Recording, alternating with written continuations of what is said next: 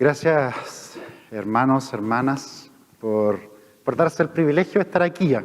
De verdad que es muy, muy importante para nosotros juntarnos. La iglesia es la iglesia que se junta.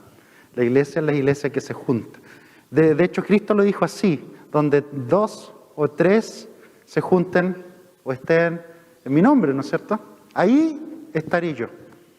Tradicionalmente, lo voy a volver a repetir lo que decíamos delante de la Reforma Protestante, pero tradicionalmente los bautistas han creído eso.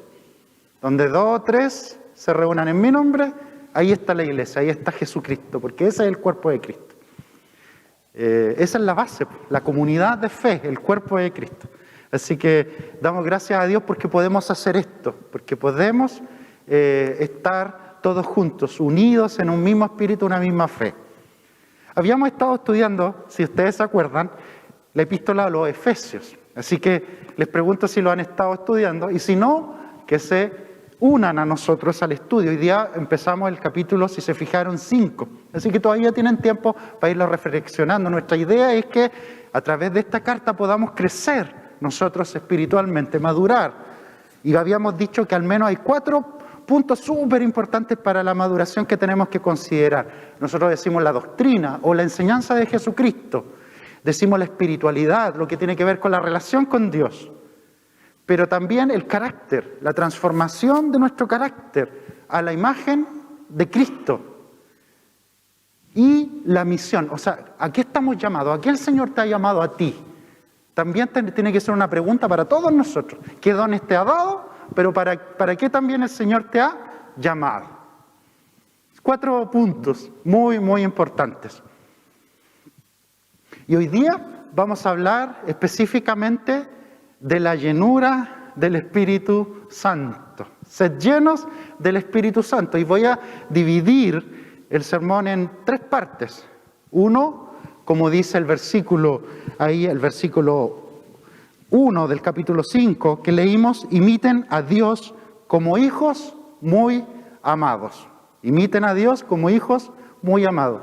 La segunda parte tiene que ver con vivan como hijos de luz.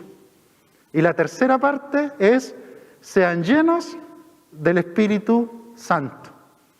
3 partes que están ahí en el texto. Y uno podría preguntar, bueno, ¿cómo estoy yo en la vida? ¿Cómo me he enfrentado ahora que hemos sido desafiados por esta pandemia? La pandemia nos ha desafiado, ¿no? O las situaciones de la vida, del trabajo. Yo he sabido de muchos de ustedes que han tenido temas de trabajo también. Algunos han tenido que trabajar menos, algunos han perdido el trabajo, otros por temas laborales, el tema económico ha ido disminuyendo, entonces ha venido harta incertidumbre en eso.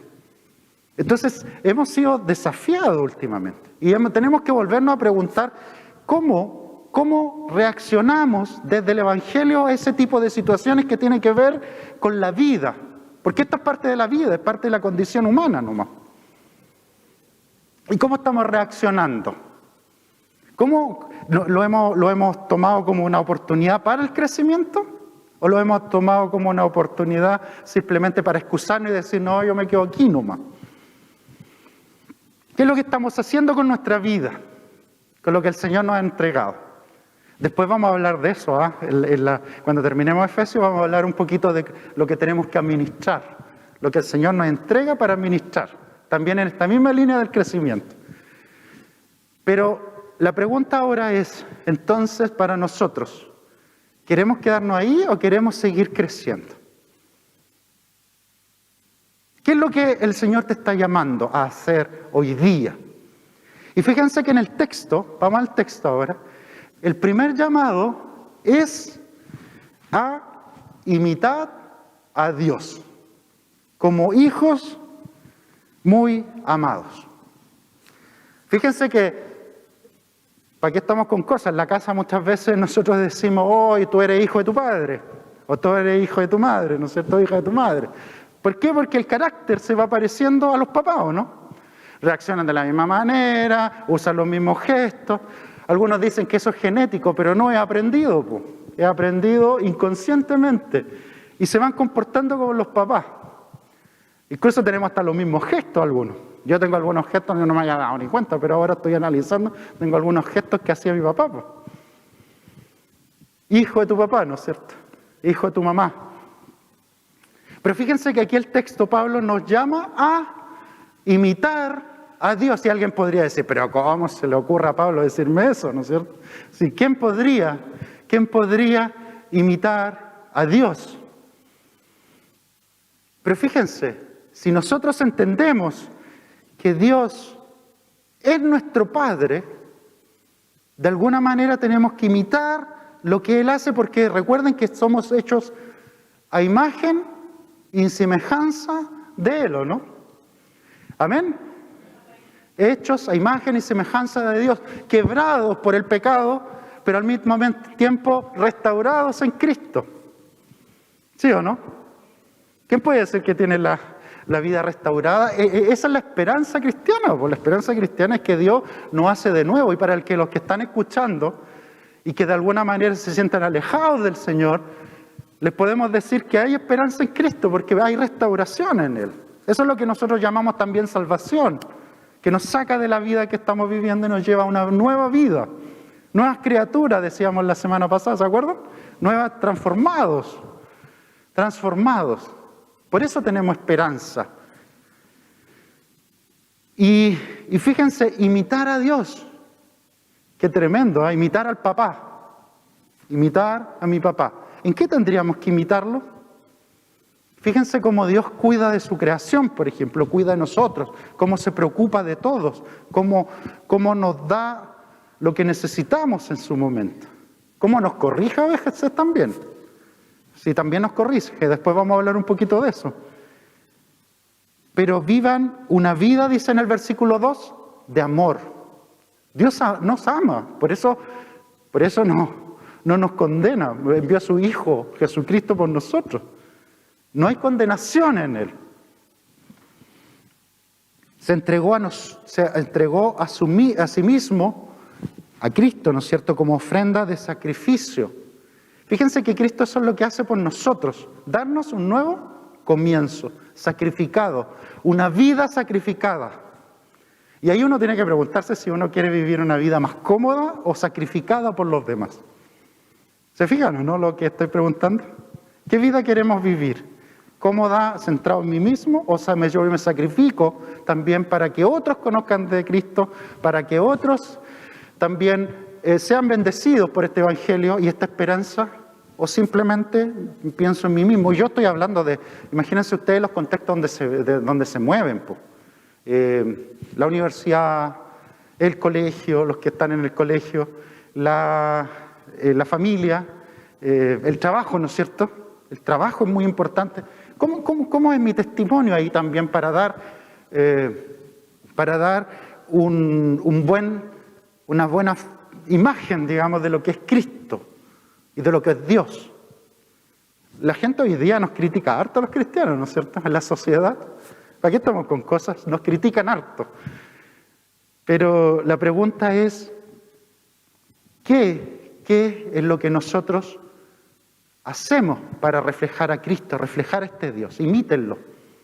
Fíjense que la presidenta de la Asamblea Constituyente, en su discurso breve, citó al final a un teólogo, lo citó al final, y lo que decía este teólogo era, la palabra de Dios, o sea, la Biblia, está escrita para la iglesia, es luz para la iglesia. No para el mundo. Nosotros los cristianos leemos la Biblia, pero el mundo lee a los cristianos. ¿Se entiende lo que dice, no? Pero el mundo, ¿a quién lee si no lee la Biblia? Nos mira a nosotros, nos lee a nosotros.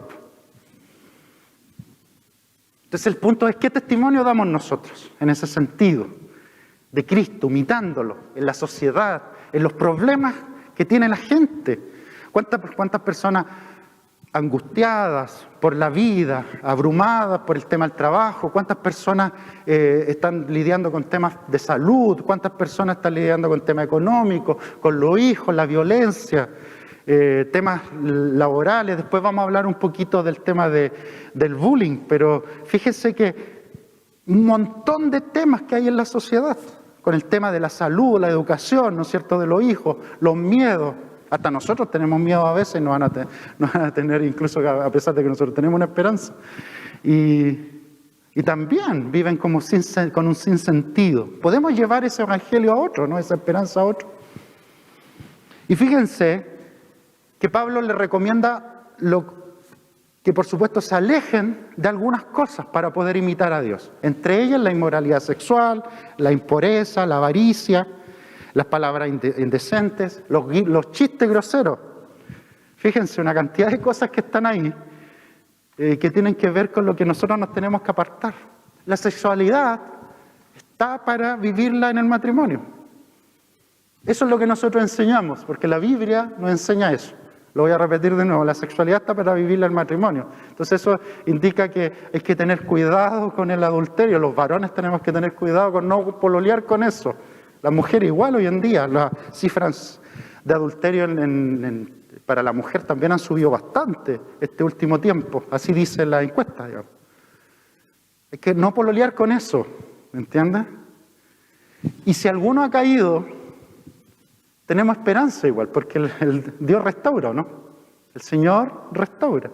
En lo que hayamos caído, el Señor sigue restaurando. A todos nos restaura.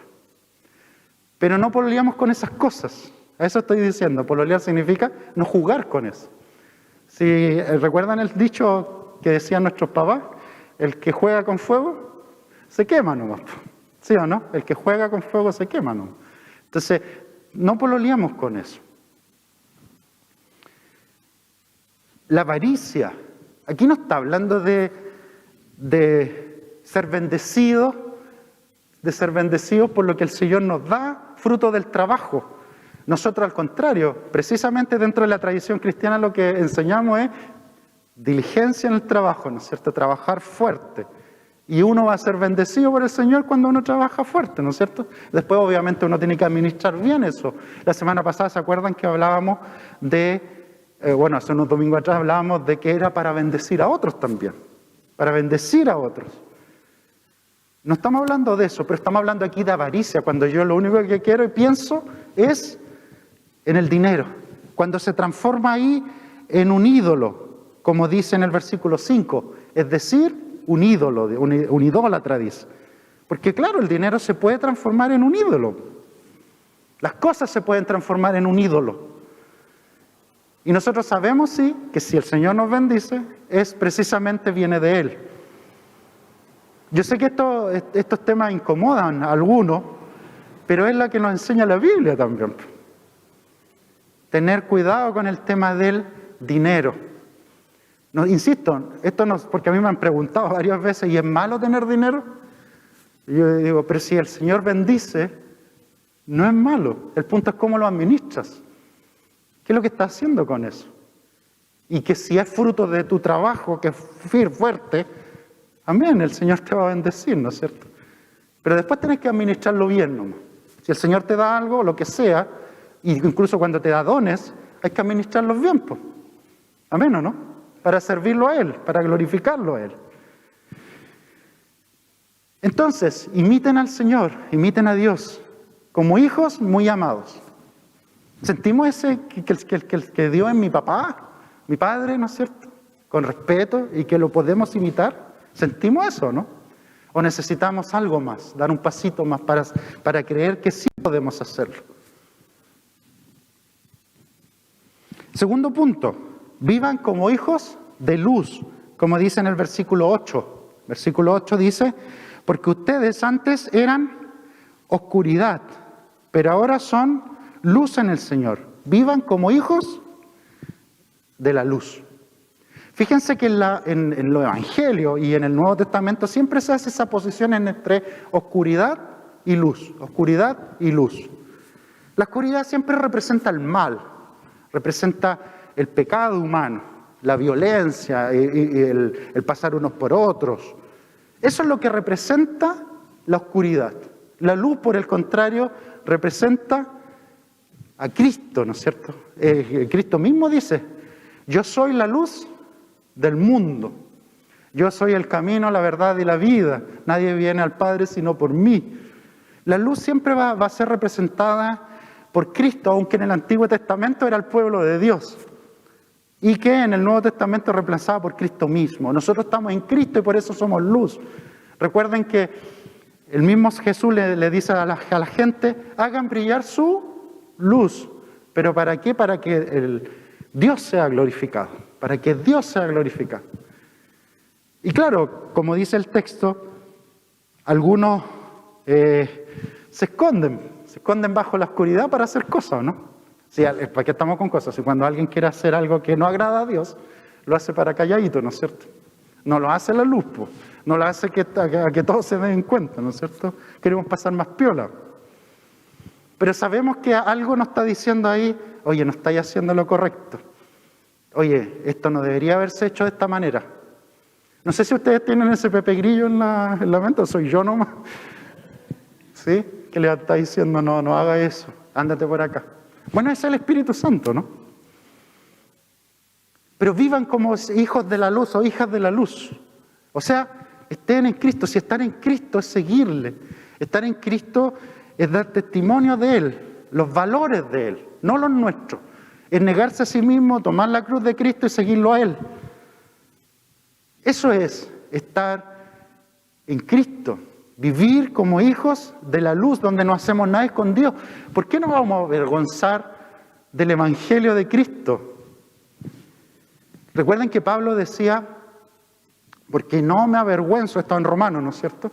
Porque no me avergüenzo del Evangelio del Señor Jesucristo, porque es poder de Dios para salvación de todos aquellos que creen en Él. Poder de Dios para salvación. ¿Por qué me voy a avergonzar? ¿Por qué voy a andar piola en la vida? Al contrario, deberíamos estar orgullosos, ¿no es cierto?, de decir que somos cristianos. Tenemos un tremendo tesoro, ¿no? ¿Qué valor le podrían dar a Jesucristo ustedes?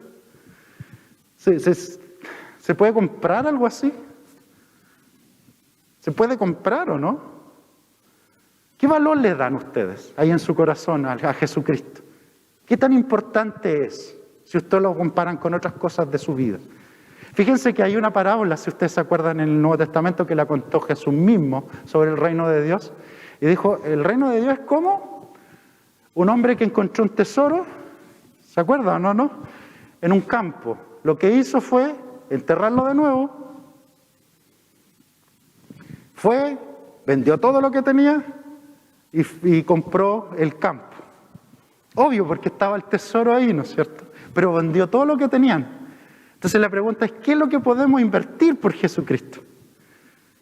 Fíjense, ¿qué es lo que podemos invertir por Él? De hecho, no hay nada que no, al contrario, no hay nada que no podamos invertir por Él. Es lo más valioso que podríamos tener en la vida. Y creámoslo con convicción, que Cristo es lo más valioso que podríamos tener en nuestra vida. Ese es el regalo de la gracia de Dios, su presencia con nosotros. Y digámoslo con convicción, hoy día que estamos celebrando el aniversario o el aniversario de la Reforma Protestante, pero también el día de la Iglesia Evangélica Protestante. Vivan como hijos de la luz. Y para vivir como hijos de la luz hay que tener a Cristo. Si ese es el tema, eso es lo que estoy diciendo. Para vivir como hijos de la luz hay que tener a Cristo en nuestras vidas. Tomar decisiones con Él, no tomarlos por nosotros nomás. Estar vivos en Él, tener esperanza en Él, tener fuerza en Él, sabiendo que el Espíritu Santo nos empodera. Y como dice ahí en el versículo 14, despiértate tú que duermes, levántate entre los muertos y te alumbrará Cristo. Fíjense que ahí dice, porque la luz es lo que hace todo lo visible. Por eso se dice, algunos dicen, la mayoría de los comentaristas dicen que esos versículos que leí eran un himno que se cantaba en el tiempo. En la iglesia se reunían como nosotros, y como nosotros estábamos cantando himnos, alabanza, eso era lo que cantaban ellos. Y lo que hace Pablo aquí es escribir lo que se estaba cantando entre ellos, la alabanza. Despiértate tú que duermes, levántate entre los muertos y te alumbrará Cristo. Estar despiertos. Despierto significa eso, ¿no es cierto? Vivitos, como decimos hoy aquí en Chile. Despiertos, atentos a lo que el Señor quiere hacer con nosotros. Con vida, pues, con gozo. Yo les quería preguntar si hoy día están con gozo, ¿no? O andan apresumbrados. ¿Cómo está su corazón? ¿Sí? ¿Cómo está su corazón hoy día, los que están ahí en su hogar? ¿Cómo está su corazón? ¿Y ustedes creen que el Señor les puede traer o devolver ese gozo? Devolver ese gozo tan precioso que es vivir con Él. Y disfrutar de todas las bendiciones que Él nos da. Desde el dinero, desde la familia, ¿no es cierto? Me refiero a dinero en el sentido de trabajo, ¿no es cierto? Cuando alguien pierde el trabajo es muy difícil. Desde la familia, los hijos, los amigos, la iglesia. Es un regalo para nosotros, la comunidad de fe. Y finalmente, tercer punto, hablamos, ¿no es cierto? Primero, imiten a Dios como hijos muy amados. Segundo, vivan como hijos de la luz. Tercero, sean llenos del Espíritu Santo. Imagínense que el Espíritu Santo, yo no sé cómo ustedes lo piensan, ¿no? Pero algunos piensan que es como una especie de fuerza que nos toma, una especie de cosa así como fantasmita que anda por aquí y por allá. Pero fíjense que el movimiento en el Nuevo Testamento es Jesús asciende a los cielos, a la derecha del Padre, ¿y quién desciende en la presencia del Dios? Lo que desciende es el Espíritu Santo sobre la iglesia. Eso es la presencia de Dios en medio de nosotros. Es Cristo en nosotros, es Cristo en nuestros corazones, es el que nos empodera, es el que nos transforma, el que nos da esperanza, el que nos da sabiduría, el que nos da discernimiento para tomar decisiones. El que está ahí, como yo decía delante, diciéndonos, oye, esto no lo hagas, pero haz esto otro. Ese es el Espíritu Santo, la presencia de Cristo en medio de nosotros. Ustedes creen que Él está aquí con nosotros, ¿no? Aquí mismo, uniéndonos, ahí en las casas de los hermanos o hermanas que nos están viendo, que nos une a todos y pareciera que a lo mejor ellos mismos están participando de este culto, a pesar de que están a la distancia. Es el que nos motiva a servir, el que nos motiva a ver el dolor ajeno, el que nos motiva a crecer en la palabra, el que nos motiva a decir, no, pues yo no me puedo quedar ahí, no me puedo quedar sentado o sentada, tengo que hacer algo por el Señor. El Espíritu Santo es nuevamente una persona que envía a su iglesia, una persona que lo empodera, una persona que le da sabiduría, que le habla a su iglesia a través de la palabra del Señor, que nos guía a Cristo. Es el Espíritu Santo. Y fíjense que en el versículo dice específicamente, no se emborrachen con vino. Lo siento. La palabra del Señor dice eso. Lo voy a volver a repetir. No se emborrachen con vino. Al contrario, sean llenos del Espíritu Santo. Fíjense que ahí en el texto griego dice específicamente, no se llenen con vino, sino que sean llenos del Espíritu Santo. Eso es lo que dice específicamente. Entonces, la idea es no se llenen de eso. Algunos me van a decir, ya, pero uno no se puede tomar un traguito. En la Biblia no está prohibido tomar alcohol, de hecho. Jesús lo hacía. Pero aquí dice claramente, no se emborrachen. Pero el énfasis no está ahí. El énfasis está en sean llenos del Espíritu Santo. Ese es el énfasis. Sean llenos del Espíritu Santo. Que esa presencia de Dios esté con ustedes, esté en sus corazones, que lo avive, que avive la iglesia. Que no seamos una especie de, como yo decía, robot. Nosotros somos personas donde el Espíritu Santo mora en nosotros, en su iglesia. Somos templo del Espíritu Santo. Templo del Espíritu Santo. ¿No sabéis? ¿Se acuerdan de la pregunta de Pablo en 1 Corintios? ¿No sabéis que son templo del Espíritu Santo? ¿Lo saben o no? Por eso no podemos pasar por alto esa presencia. Donde nosotros vamos, el Señor va con nosotros. Donde nosotros vamos, Él está ahí. Porque cubre toda la creación. La gloria de Dios cubre toda la creación. Y se manifestará. Y esa es nuestra confianza. Porque podemos seguir alcanzando a otros y llevando este evangelio de esperanza a otros. Y no nos tenemos que avergonzar cuando le hablemos a alguien de Cristo. ¿Por qué no vamos a avergonzar si la presencia de Dios está con nosotros? El Espíritu Santo transformándonos. Imagínense que transforma hasta nuestro lenguaje. En los versículos anteriores hablaban, oye, no se tiren chistes groseros, cuidado con su lenguaje obsceno. Transforma hasta nuestro lenguaje. Eso de los chistes, recuerden que tiene que ver con el bullying. Yo le dije que iba a hablar un poquito del bullying, pero lo quiero enlazar con esto de la presencia del Espíritu Santo.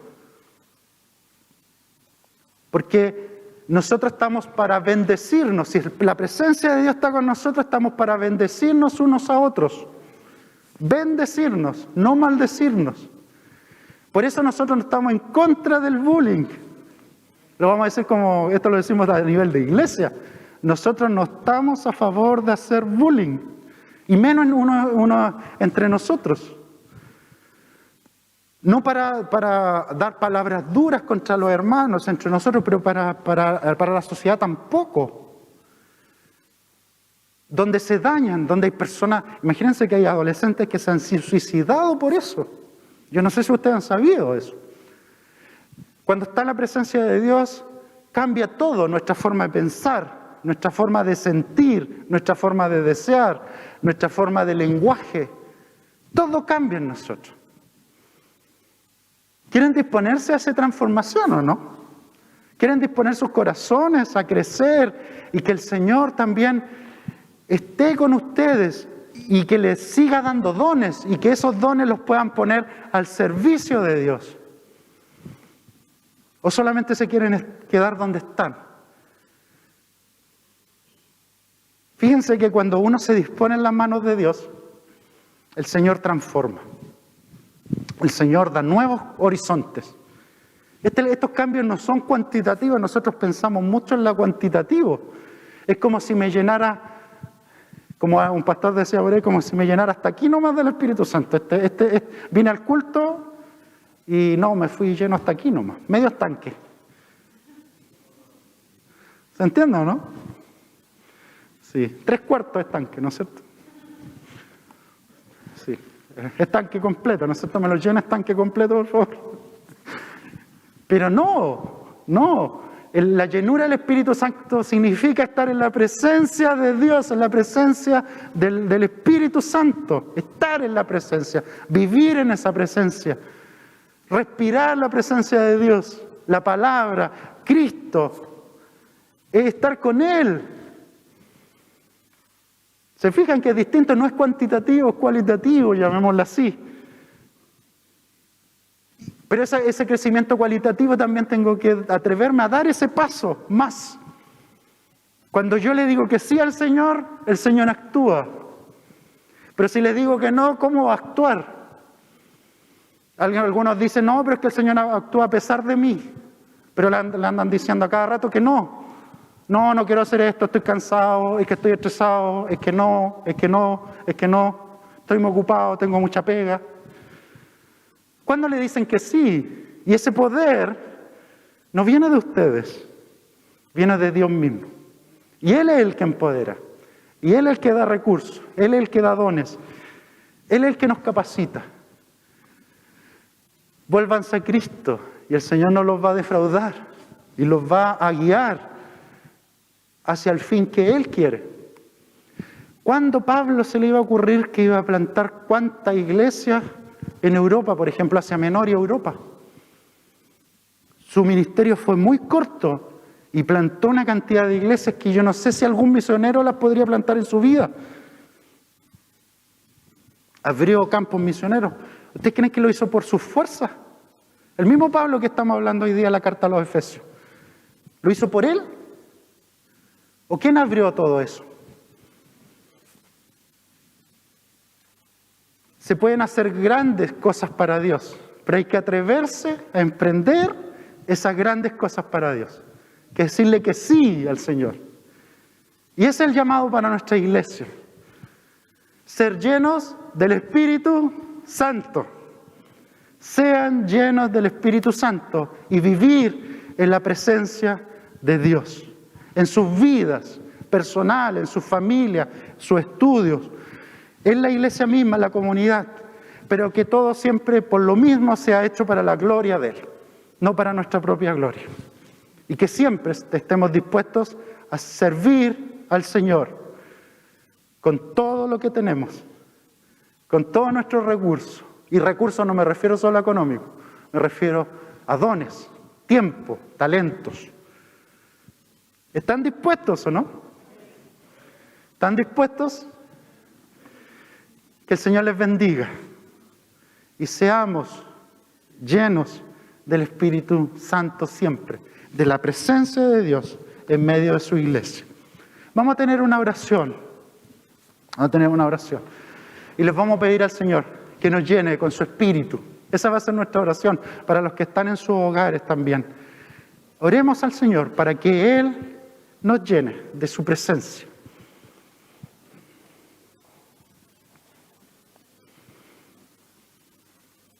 Señor, queremos reconocer tu presencia hoy en medio de nosotros. Que tú, Dios, siempre sigas transformándonos, sigas cambiándonos para realizar el propósito que tú tienes para nuestras vidas, para lograr el horizonte que tú quieres para nosotros. Te pedimos que tú bendigas a cada uno de los que están aquí, de los que están en sus hogares, que tú, Señor, sigas bendiciendo a tu iglesia, pero sobre todo llenándola del Espíritu Santo. Los que se tienen que volver a ti, se vuelvan a ti. Los que tengan que tener una relación más profunda contigo, que lo hagan, Señor. Pero que siempre seamos una iglesia que te dice que sí. Que te dice que sí. Y queremos, Señor, sobre todo pedírtelo con todo el corazón. Que queremos ser llenos de tu Espíritu Santo. Que tu presencia esté con nosotros siempre. Y solo queremos disponernos humildemente a servirte para tu gloria. Y para que tu evangelio, para que tu esperanza, para que tu mensaje corra por todo lugar y específicamente aquí en el Grande Concepción. En el nombre de Jesús oramos. Amén. Vamos a pasar al postludio y luego nos volvemos a despedir.